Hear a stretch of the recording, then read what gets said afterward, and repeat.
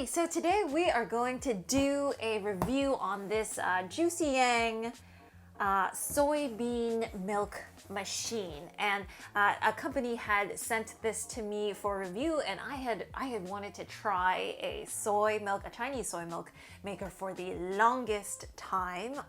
There's this brand that I keep on mentioning to everyone, which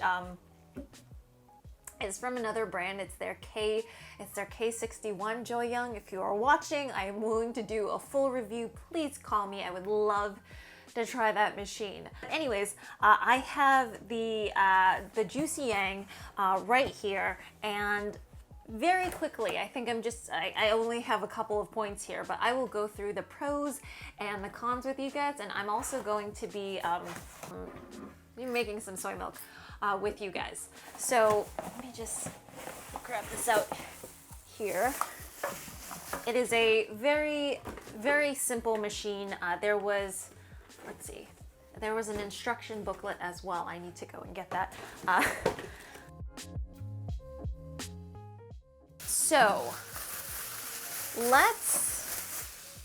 This is really all that it had. It had the machine itself, it had a power cord, and then this measuring cup, which is what you use for the beans. Okay, the machine is quite simple. It breaks apart in two like this. This little guy is essentially like a vessel. It is maybe stainless steel thing on the inside, and it's plastic on the outside, and it's just very light. It's just like a pouring thing. Nothing is connected to it. It's like a bucket. This guy on the top, I think, is where the magic happens. So this is the motors in here. You have the blades. These are your heating units, because this is going to cook and boil your soy milk as well as blend it. And then here on the sides, I believe what these are is they are temperature readings, so that they know when something is boiling, when to stop it from boiling, etc., etc. And then here is the electrical outlet, which we will talk about because there was some issues there. On the top here is the control panel, so it's really cool. It's written in Chinese, but what I did was you can just take the Google Translate, and I put stickers, if you guys can see, on each of the things. So basically, it has one for you can make soy milks, but you can make a ton of other things in there. And there's like a recipe booklet for it too. But this one is like a five bean soy milk you can do. This one is dry soybean soy milk. So you can, without even having to pre-soak it, that is an option. And then this one here is a wet soybean, so like soaked soybean soy milk. So you can do it like that there. There's a button for cold fruit and veggie drinks, so in which case it's probably only going to blend. So some people use this for cold soups, but it's only going to blend, but it's not going to heat up. And then you have one for vegetable soups, so it's probably going to blend and heat up. And then you have one for a type of congee as well, so like a 5-bean or like a 5-grain congee. And then finally, there's the button here with the hand on it, kind of like looks like this, hand and stars, and it is for easy wash. So I was like, oh, this is going to be the best, because then I don't have to clean the machine, and it will essentially kind of run through a cycle and then clean everything for me. This is going to be lovely. So that is pretty much the unit. Interestingly though, if you guys can see, there is no, this top doesn't screw on. This top just, it kind of just goes on top. Like there's a little kind of vessel here. If you can see around the edges, there's some kind of like silicone points, so that everything is slightly suspended. And I think it is because this lets some of the air through so that you don't build pressure up on top.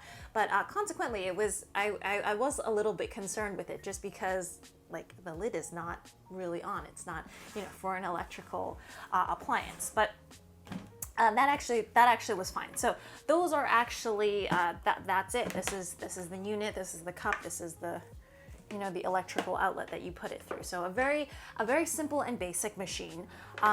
So let's go through the pros of the machine first, and then we can go through whatever issues that you have. So basically, I mean, this is just like any other review. I'm just gonna start yapping, and you guys can see whether you need something like this or not. I'll put some links down below to some of the machines that I've researched as well. So one of the pros of a soy milk general bean making machine is that it is fast. So between, I'd say, 20 to 25 minutes, you can start and have soy milk ready in your cup on a table, having a good time for breakfast, whatever.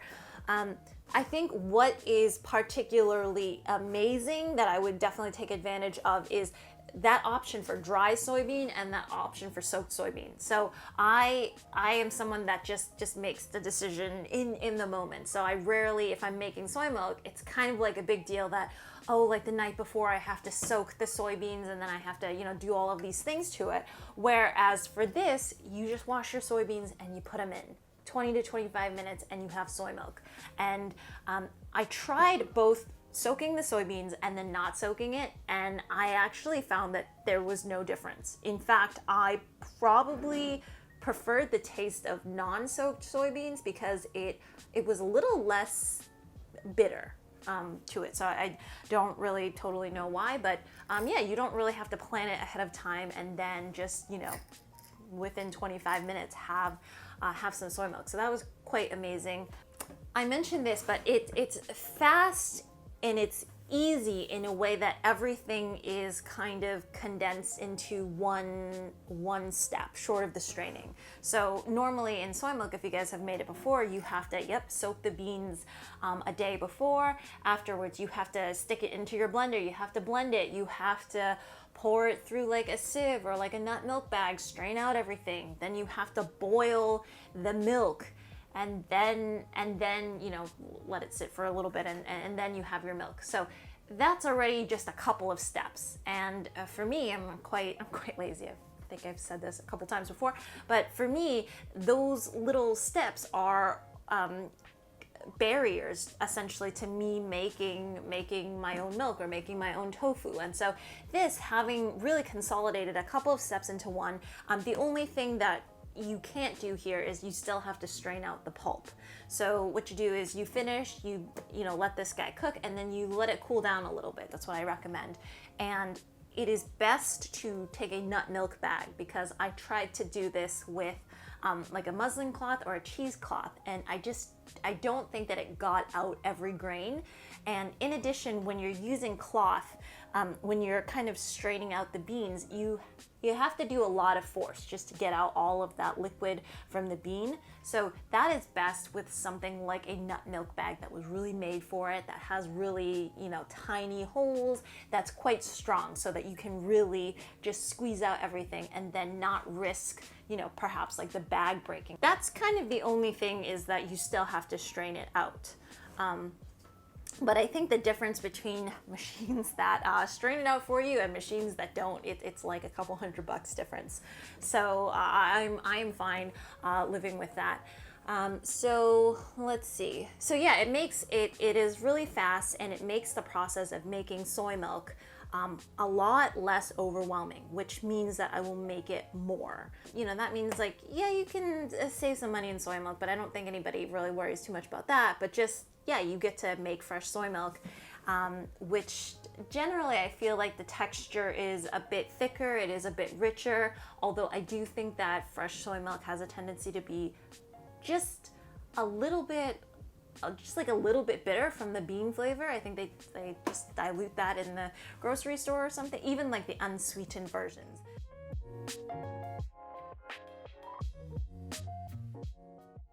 Pro number 2.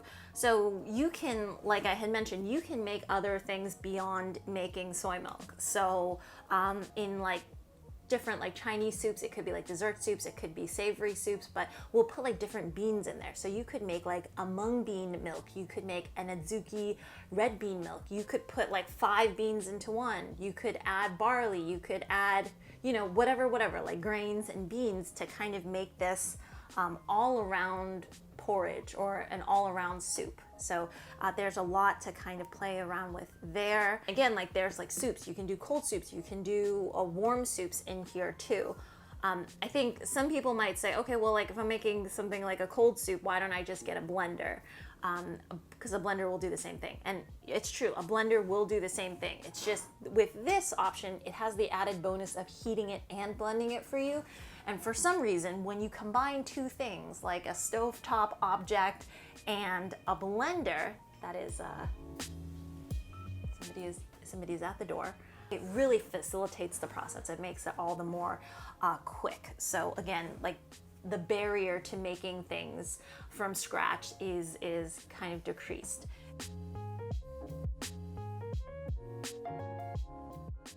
With soy milk, there are things that you can make as well from that, like fresh tofu. So for example, silken tofu is going to be the easiest. So after you make the fresh soy milk, just strain it out and then add in a little bit of gypsum powder, and then you have either tofu pudding or you can make yourself silken tofu as well. So there's all of these additional benefits of being able to quickly make soy milk. You get a lot of other products as well. So that's quite cool.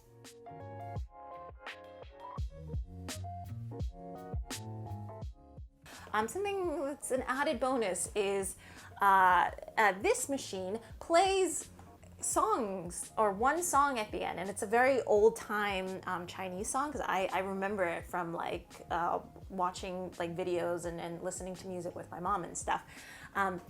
But I have a high suspicion, I kind of know that this brand is an off-brand, probably named after Joy Young. Maybe it's not, but I definitely feel like it's an off-brand. But I think the cool thing about off-brands is that, yeah, that old-time song that they play at the end is quite funny. So it'll just keep on playing for a really long time. It's kind of cute. It is a song that lets you know when your soy milk is done. So that is the pros of the machine. Let's go to the cons. I literally have in big print, it is hard to wash. Different brands have this in different locations, but if you can see the socket that, you know, all of the electrical things plug into, this socket is on the top. I've seen some brands where the socket is actually part of this bottom unit and it's actually on the handle, which I think makes it a little bit easier to clean because that part doesn't need to have to be in close contact with water. But here's what happens with this unit is, because everything is on top, like the motor's on top, like the blender's on top, when you boil things, like the beans have a tendency to carry up all the way to the edge, I really need to get this guy underwater. And the thing is, you're not supposed to submerge it in water. And I know what you guys are saying. You guys are saying, hey, how about that auto cleaning function? So that is its own issue. I will go into that right afterwards, but long story short is it doesn't totally work. The problem is like, yeah, I can kind of take like a toothbrush or kind of like a small brush and brush it throughout and kind of like dip this in, but because the beans have a tendency to boil up and it reaches like all the way kind of up top here, you still need to get some water up there. Like you're still cleaning it with you know, detergent and solution. And so it is horrifying for me to clean this and to get a good clean on it, but then always to like worry about like this side of the electrical socket, because once water gets into this guy, I'm pretty sure it's broken. So I still imagine anywhere that you put the socket is going to, there's going to be some issues with cleaning. And so actually, I don't know if they make this, but I do think that if they were able to mimic a kettle where the electrical unit is just on a completely like different, it's on a base of its own, and then you can take the kettle and then move it in and out. It might be a little bit easier that way so that you don't have to deal with any electrics. And that's just cleaning on the exterior.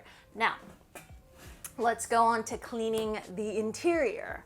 So, like I said, it's best to do this with like a small toothbrush because you do have like the little blades, you have like little nooks and crannies here and there, The problem with this machine is because it heats up. So these heating elements all heat up. And the problem of what happens when you're cooking beans and you're blending them and you're mashing them and then you're also heating these to a super high temperature is the beans start crusting on even before you take it out and you wash it. Like normally I'd be like, okay, well, as soon as you finish making the milk, just take it out, like, you know, kind of dip it in a little bit of water and everything will come off really easily, like a blender would. But because these heating elements also heat, it crusts the soybeans on there before it's even done cooking. We talked about that that washing feature on this. So I did give that a try, and what it does is it goes through essentially a cycle, like a washing cycle, and it blends. What it did was for anything that was like kind of like surface things that weren't really crusted off, of course, like that came right out. But everything that was kind of around these heating units, they still were crusted on. And so I really had to take like a toothbrush and then, you know, kind of to really scrub and have that come off. I don't know how long these units last, but for me, even after kind of really trying to get this guy super clean, you can sometimes still see that there's like a very light layer still on. And I just think like that is something that, you know, like you may have to live with. I think in the instruction manual, it said something about like clean it the best that you can or something. Like maybe there's a special cleaning solution for this. I imagine this probably happens to all machines of this ilk. Okay, the other thing is, okay, it's like, the other thing is this machine is crazy loud. Like, I don't know if anybody has like the Ninja mixers, but when I had the Ninja mixer, it was just so loud. Like you wouldn't turn it on at nighttime, like if you live in an apartment or something, because you would worry about your neighbors being disrupted. The loudness is not an issue when you expect it. So like if it was a blender and you understood that the noise was coming, that's completely fine. But because this is a programmed machine and it makes, you know, like 5 different things, it is automatic. So sometimes it will let the beans soak for 2 minutes and then it'll start like, and maybe it'll wait like 6 minutes and then start blending again and blending and not blending and blending. But they come at very sporadic times. So I kind of found that when I was cooking in the kitchen, it would give me a little scare because it was very loud and it was very sporadic. It wasn't like a constant blend all the time. I put it somewhere on the corner and then I just leave because it kind of scares me when it's on. It does move a little bit, so I don't think it moves too much, but I tend to like put it on a towel or a mat so that it doesn't, it doesn't move by itself. I think it should be fine. The last thing really about this is that sometimes if you can't overfill this guy. So for me, I'm quite generous when it comes to like beans. Like I'm like, oh, more beans means like more flavor, right? You have to make sure. So they give you like an upper limit line and a lower limit line of what you can fill this guy up to. I tried the upper limit line and it kind of, it overfilled a little bit. So like you saw it bubbling outside. And then I tried it on the lowest one, and in general that is fine. Unless you go a little bit too generous on the beans, in which case that can also overflow as well.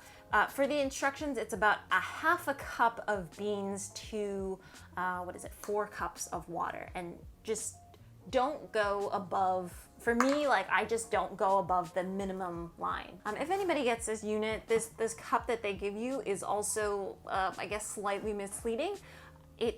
This is like 1 cup for them, like a quarter, half, 3/4. It says 1 cup, but this in fact is like about a half a cup. So yeah, that's pretty much it for this machine. Like, should you guys buy one? Should you guys not? It's really up to you. If you're a big soy milk fan, like definitely worth a try. It definitely cuts down on some of the steps, so it makes it easier for you guys. To make it. But definitely I'd say the big negative about machines like this with the heating units on the inside is just cleaning it can take a bit, but you know, just weigh it. Like, are you a big soy milk lover, or like you want to make like a 5-bean soy milk? Like, that's kind of cool too. So yeah, yeah. All right, so hope you guys all enjoyed that teeny review that lasted like 27 minutes, which is ridiculous. I will cut that down for you guys. So now let's go and make some soy milk. Okay, so let's do this. So the first thing is to just yank this guy out. I have my soybeans, and then this is the water.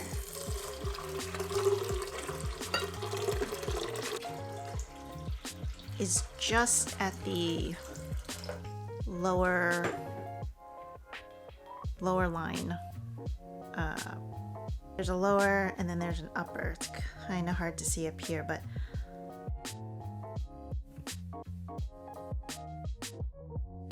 okay, now I'm just gonna put this on, and it just fits on top like this. Nothing happens.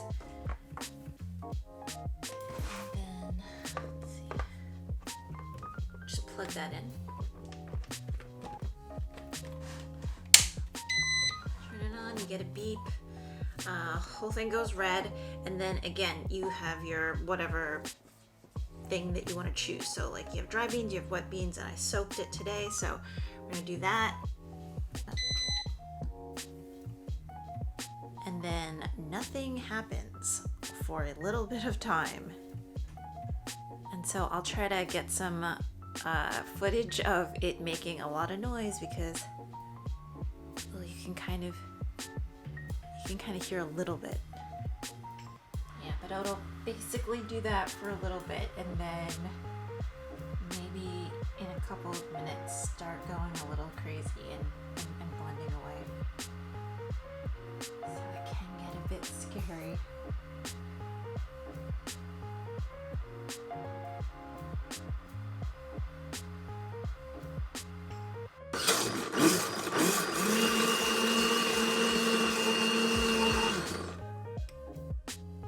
Shook a little bit there, I got scared.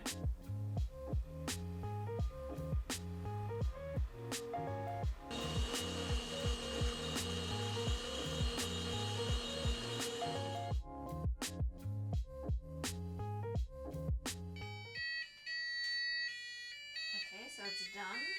That's sweet, sweet music.